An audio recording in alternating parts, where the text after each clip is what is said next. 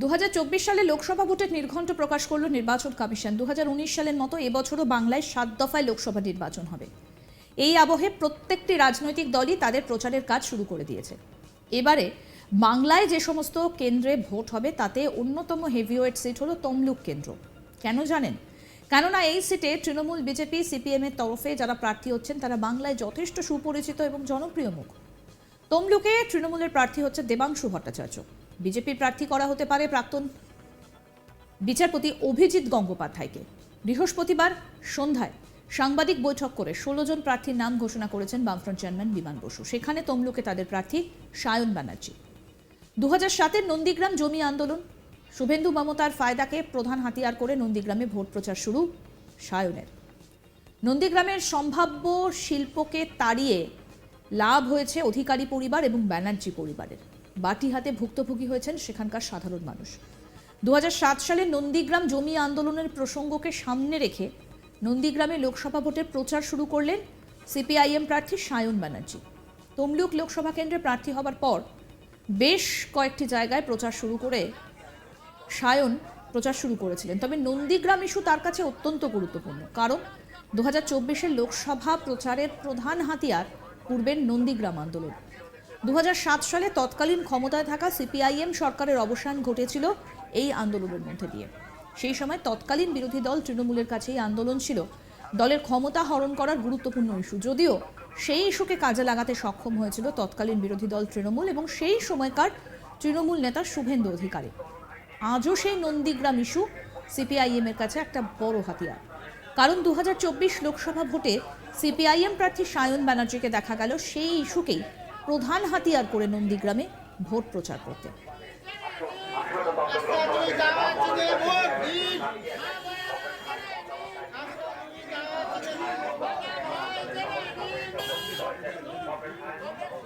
প্রার্থী সায়ন ব্যানার্জি এবং তার দল সিপিআইএম এর কাছে সেই সময়কার নন্দীগ্রাম জমি আন্দোলন ইস্যু শুধুই অধিকারী এবং ব্যানার্জি পরিবারের কাছে একটা বড় ফায়দা লাভের জায়গা ছিল।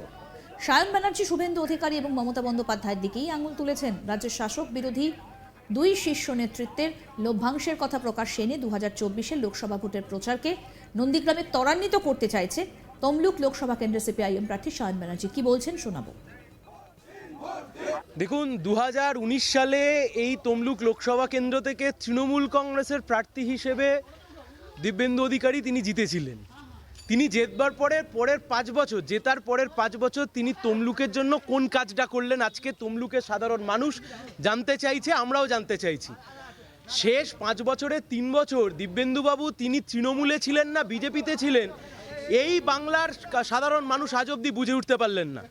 তাহলে আমাদের প্রশ্ন খুব পরিষ্কার, হলদিয়ার শিল্পাঞ্চলের স্বার্থে পান চাষ হতে পারে, মাছ চাষ হতে পারে, সবজি চাষ হতে পারে, অথবা তমলুকের সাধারণ মানুষের জনজীবনের উন্নতির স্বার্থে সাংসদ হিসেবে দিব্যেন্দু অধিকারী তৃণমূল কংগ্রেসের জেতা প্রার্থী ছিলেন। উনি কোন কাজটা করলেন? 5 বছর কোনো কাজ করলেন না। 5 বছর পরে যেই ভোট চলে আসলো উনি টপ করে গিয়ে দল বদল করে গিয়ে নিজের দাদার দলে গিয়ে বসে পড়লেন। শেষ 5 বছর তমলুকের মানুষের জন্য এমপি ল্যাডের টাকা হতে পারে, অথবা এমপি হিসেবে ওনার যা যা কাজ করণীয় ছিল সে কাজের উনি কতটা করতে পারলেন, এর উত্তর যেমন তৃণমূল কংগ্রেসকেও দিতে হবে, কারণ উনি তৃণমূল কংগ্রেসের প্রার্থী হিসেবে এখানে জিতেছিলেন। একইভাবে এ প্রশ্নের উত্তর বিজেপিকেও দিতে হবে। উনি এখন বিজেপিতে গিয়ে বসে আছেন, ওনার দাদা তো বিজেপির বর্তমানে রাজ্যের বিরোধী দলনেতা। তাহলে উনি চাইলে কেন্দ্রের সরকারের সাহায্য নিয়ে ওই যে অর্ধেক তৃণমূল অর্ধেক বিজেপি অবস্থায় ছিলেন, তমলুকের জন্য অনেক কাজ করতে পারতেন। কেন করেননি? কারণ এই কালীঘাটের ব্যানার্জি পরিবার যেমনভাবে নিজেদের সব কিছু গুছিয়েছেন, শুধু নিজেদের কথা ভেবেছেন, সাধারণ মানুষের কথা ভাবেননি। একই রকমভাবে শান্তিকুঞ্জের অধিকারী পরিবার তারাও কেবলমাত্র নিজেদের কথা ভেবেছেন, নিজের পরিবারের কথা ভেবেছেন। সমাজ, তমলুক, হলদিয়া শিল্পাঞ্চল এসব কিছুর কথা ওনারা ভাবেননি। আমাদের প্রতিনিধি চন্দন সেনাপতি কি প্রতিবেদন তুলে ধরলেন, আসুন দেখি। পশ্চিমবঙ্গের রাজনীতিতে 2007 সালের নন্দীগ্রামের জমি আন্দোলন, এই আন্দোলন কিন্তু অত্যন্ত গুরুত্বপূর্ণ, কারণ 2007 সালের পর থেকে একাধিক বিধানসভা, লোকসভা এবং পঞ্চায়েত ভোট কেটে গিয়েছে। সমস্ত ভোটেই কিন্তু এই আন্দোলনের প্রভাব যথেষ্টই গুরুত্বপূর্ণ আকারে দেখা গিয়েছে রাজনৈতিক মহলে।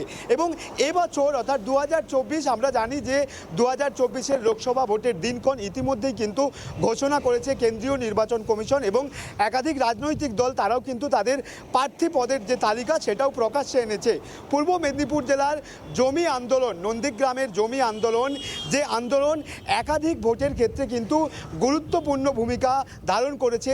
2024-এও কি সেই আন্দোলনের যে প্রভাব বা সেই আন্দোলনের যে ইস্যু সেটাও কি গুরুত্বপূর্ণ ভূমিকা নিতে চলেছে? কারণ আমরা দেখেছি যে সায়ন ব্যানার্জি, তমলুক লোকসভা কেন্দ্রের প্রার্থী সায়ন ব্যানার্জি, তিনি কিন্তু পূর্বের অর্থাৎ 2007-এর যে নন্দীগ্রাম আন্দোলন, সেই আন্দোলনকে ইস্যু করেই কিন্তু নন্দীগ্রামে ভোট প্রচারে নেমেছে।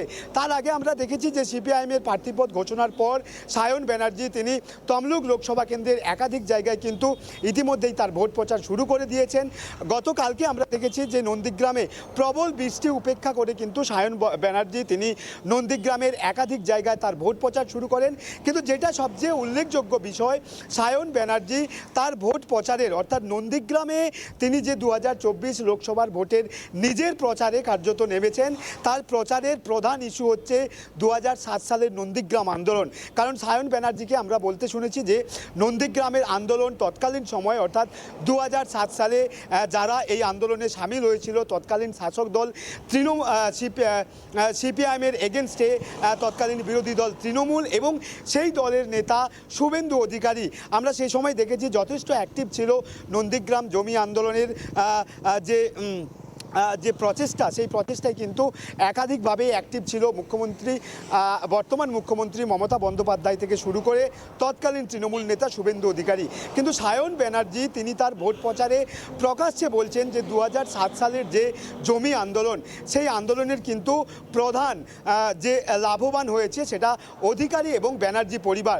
কার্যত সায়ন ব্যানার্জি সিপিআইএম প্রার্থী লোকসভা ভোটের, তিনি যেটা বোঝাতে চাইছেন সাধারণ মানুষকে যে 2007 সালে নন্দীগ্রামের যে জমি আন্দোলন হয়েছিল সেই জমি আন্দোলনে প্রধান লাভবান হয়েছেন অধিকারী পরিবার এবং ব্যানার্জি পরিবার।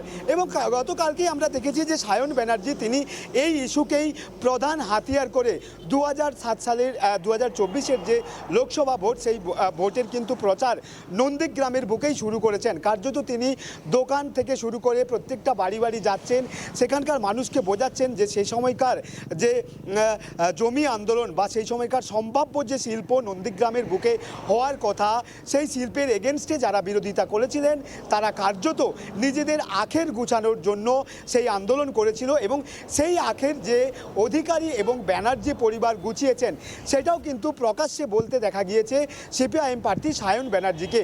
তিনি বলছেন যে প্রকৃত নন্দীগ্রামের মানুষের জন্য কিন্তু জমি আন্দোলন করেননি, জমি আন্দোলনের প্রধান লাভবান দুটো পরিবারকেই কিন্তু দায়ী করছেন সায়ন ব্যানার্জি। আরও আপডেট পেতে দেখতে থাকুন আজ তাক বাংলার ইউটিউব চ্যানেল।